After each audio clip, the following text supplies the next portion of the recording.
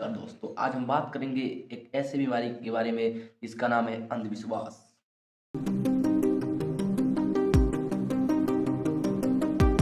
आज भारत में अंधविश्वास एक व्यापक बीमारी की तरह फैल चुकी है और इसे फैलाया जा रहा है लगातार। आज हम दो अंधविश्वास को लेकर पूरे अंधविश्वास के जड़ तक जाएंगे।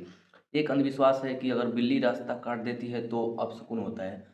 जरा एक मिनट सोचो, बिल्ली की रास्ता काटने से अपशकुन या कुछ भी कैसे हो सकता है। जिस तरह हम और सभी प्रकार के जीव हैं उसी तरह बिल्ली भी एक जीव है। उसके रास्ता काटने से कुछ होगा कैसे? अगर बिल्ली के रास्ता काटने से कुछ होगा तो सभी जानवरों के रास्ता काटने पर कुछ होगा। आदमी भी एक जानवर है, उसके भी रास्ता काटने पर सुकून होगा। और आदमी तो हर जगह रास्ता काटता है, तब तो चलना मुश्किल हो जाएगा। अगर ये सच है तो दुनिया के सभी जगह पर होना चाहिए। दूसरे देशों में तो बिल्ली को पालते हैं, चाहे काली हो या गोरी। इंडिया में और उसमें भी मुख्य रूप से उत्तर भारत में, खासकर यूपी बिहार झारखंड जो अशिक्षित और गरीब राज्य हैं, वहीं पर ज़्यादा देखने को मिलते हैं। बिल्ली के रास्ता काटने से कुछ नहीं होता है, इसके मानने से होता है। हम पहले से मन में मान लेते हैं कि बिल्ली के रास्ता काटने से कुछ होगा, और जैसे ही बिल्ली रास्ता काटती है हमारे मन में चिंता होने लगती है कि कहीं कुछ हो ना जाए। हम साइकोसोमेटिक जीव हैं, हमारे मन का असर दिमाग पर बहुत गहरा पड़ता है। अगर मन बीमार होगा तो शरीर को बीमार होने में देरी नहीं लगेगी। ये एंजाइटी ही दिमाग को विचलित कर देता है और कुछ गलत हो जाता है, और दोष हम बिल्ली को देते हैं।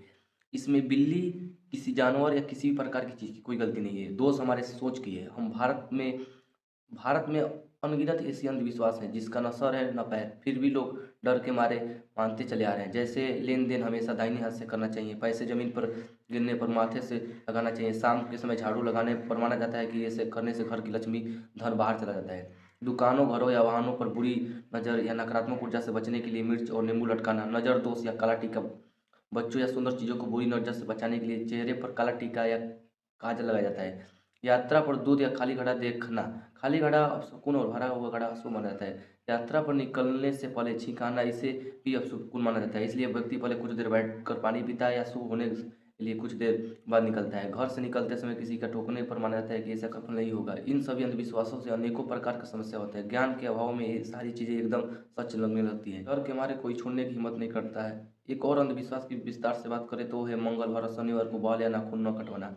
माना जाता है कि ऐसा करना अशुभ होता है और इससे देवी देवता नाराज होते हैं। पहली बात तो देवी देवता एक प्रतीकात्मक रूप है। तुम चाहे मंगलवार को बाल कटवाओ चाहे बुधवार को बाल कटवाओ, इससे कोई देवी देवता नाराज होने वाले नहीं है। और दूसरा बात यह है कि इस अनंत ब्रह्मांड में न जिसकी शुरुआत पता है न अंत, उसमें मंगलवार, शनिवार, बुधवार, रविवार, इन दिनों के नामों का क्या अस्तित्व है? यह सभी दिन तो इंसान ने बनाया अपनी सुविधा के लिए। अब आप कहेंगे कि नहीं, यह ग्रहों के नाम पर पड़ा है, तो ग्रहों का नाम किसने दिया है? मंगल ने कहा है मेरा नाम मंगल ग्रह रख दो। नाम इंसानों ने ही रखा है, नहीं तो सभी ग्रह अंतरिक्ष में घूमने वाले मात्र एक पिंड है। हिंदुस्तान में जाति के बाद दूसरा सबसे महत्वपूर्ण चीज़ बन गई है सातों दिन, और यही दिन इस देश को सबसे ज़्यादा बर्बाद किया है। मूछ किस दिन बनवाना है, किस दिन कपड़ा खरीदना है, किस दिन लोहा खरीदना है, जब आप इन्हीं सब में फंसे रहेंगे तो क्या कोई बड़ा कार्य करेंगे? यह अंधविश्वास वैसे ही नहीं पैदा हो गए हैं, इसके पीछे बहुत बड़ा मनोवैज्ञानिक कारण है। यह अनिश्चितता का डर है। हम हर चीज़ को कंट्रोल करना चाहते हैं, हमारे कंट्रोल से बाहर कुछ ना हो। आप खुद लाखों करोड़ों साल में एक कोशिका से विकसित हुए हैं। हमारा शरीर ही एक जैविक जटिल मशीन है। आप अपने दिल को कंट्रोल कर सकते हैं, जब आप अपने अंदर के एक अंग को कंट्रोल नहीं कर सकते तो बाहर की वस्तु को कैसे कंट्रोल कर लेंगे? आज भारत में लगभग हर चीज़ दिन के हिसाब से होता है। दुनिया के दूसरे देशों में ऐसा कुछ नहीं है। अमेरिका चले जाइए, लंदन चले जाइए, वहाँ पर कौन से दिन क्या करना है ऐसा कुछ नहीं है। हिंदुस्तान में अगर यह खत्म हो गई तो कई लोगों का व्यापार ही खत्म हो जाएगा। पूरा डर का व्यापार ही इसी पर तो चलता है। इस दिन यह कर दोगे तो यह देवता नाराज हो जाएंगे, इस दिन यह कर दोगे तो अशुभ हो जाएगा। उसको दूर कराने के लिए यह पूजा करवाना पड़ेगा, उसमें यह चीज़ लगेगा, इसको दूर कराने के लिए पूजा नहीं करवाए तो अनर्थ हो जाएगा। तुम अगर इस दिन पीपल का पत्ता, सिरफल का पत्ता और शहद मिलाकर शिवलिंग पर चढ़ाओगे तो तुमको धन की प्राप्ति होगी। सभी लोग जाकर चढ़ा दे। भारत इतना गरीब क्यों है? फिर अमेरिका है तो ऐसा कुछ नहीं करता, फिर सबसे अमीर कैसे है? उस खास दिन यह करने से कैसे हो जाएगा? अगर हम कुछ करेंगे ही नहीं तो कैसे धन की प्राप्ति हो जाएगी? यह आपको नहीं बताएँगे। अन्य जगहों पर कुछ होता है तो सब कोई अपना अपना ज़िम्मेदारी लेता है, लेकिन जब भारत में कुछ होता है तो कभी बिल्ली ज़िम्मेदार होती है, तो कभी छींक ज़िम्मेदार होता है, तो कभी भाग्य ज़िम्मेदार होता है, तो कभी मंगलवार, शनिवार ज़िम्मेदार होते हैं। कई लोग समझाते हैं कि तुम गलत समझ रहे हो, हर चीज़ का साइंटिफिक रीज़न है। जैसे रात में झाड़ू इसलिए नहीं लगाना चाहिए क्योंकि पहले के ज़माने में लाइट नहीं होता था और घर का सामान बाहर चला जाता था। ठीक है, तो छींक का क्या वैज्ञानिक रीज़न है? चलो मान लिया तुम्हारी बात सही है, लेकिन उस समय सही होगा, अब क्यों मानते हो? अब तो लाइट है, तो रात में झाड़ू लगा सकते हो, यह भी लाइट नहीं है। या यह सब ही सनातन सत्य है। किसी को समझाओगे तो वो बोलता है यही तो धर्म है, यही तो सनातन है। नहीं, यह न तो सनातन है न कोई धर्म। यह तुम्हारा डर है जो तुम धर्म से इसलिए जोड़ रहे हो कि तुम्हें छोड़ना ना पड़े। धर्म धर्म चिल्लाते रहोगे और अंधविश्वास तुम्हारी ज़िंदगी नर्क बनाता रहेगा।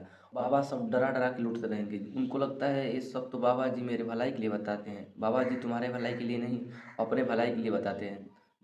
दूसरे देश कहाँ से कहाँ पहुँच गए, वहाँ के लोगों का स्टैंडर्ड ऑफ लाइफ देखो और यहाँ के लोगों का लाइफ देखो। हमारे पास उनसे ज़्यादा संसाधन और हर चीज़ था, लेकिन फिर भी हम उनसे कितना पीछे रह गए। ये सब अंधविश्वास का कारण। और इस समय सोशल मीडिया के दौर में यह तो अपने चरम पर है। छोटे छोटे बच्चे बाबा बन रहे हैं और पढ़े लिखे लोग अंधविश्वासी बन रहे हैं। साइंस को आधार बनाकर अंधविश्वासों को सही ठहराते हैं। अरे हम तो पहले से ही सब कुछ जानते थे।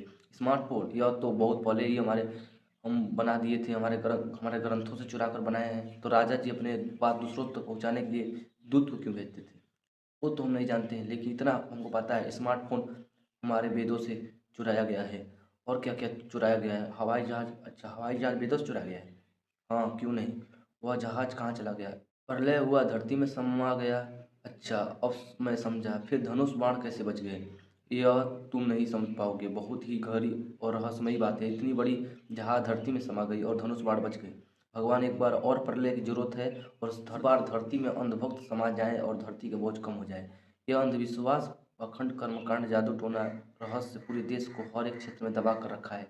इसका सीधा असर आपकी ज़िंदगी पर होता है। भारत की हर एक समस्या की जड़ में यही सब अंधविश्वास है, लेकिन लोग इसको केवल अंधविश्वास मानकर छोड़ देते हैं। अगर आप सपोर्ट करना चाहते हैं तो चैनल को सब्सक्राइब कर सकते हैं। नहीं करेंगे तो कोई बात नहीं, मैं कुछ नहीं कहूँगा। अंधभक्ति फैलाने वाले और इस देश को गिराने वाले तो दिन पर दिन फल फूल रहे हैं। और इस देश को अंधविश्वास के नर्क से निकालने के लिए किसी न किसी को तो आगे आना पड़ेगा और आपको सपोर्ट करना पड़ेगा। सच को सुनने के लिए आपका बहुत बहुत धन्यवाद।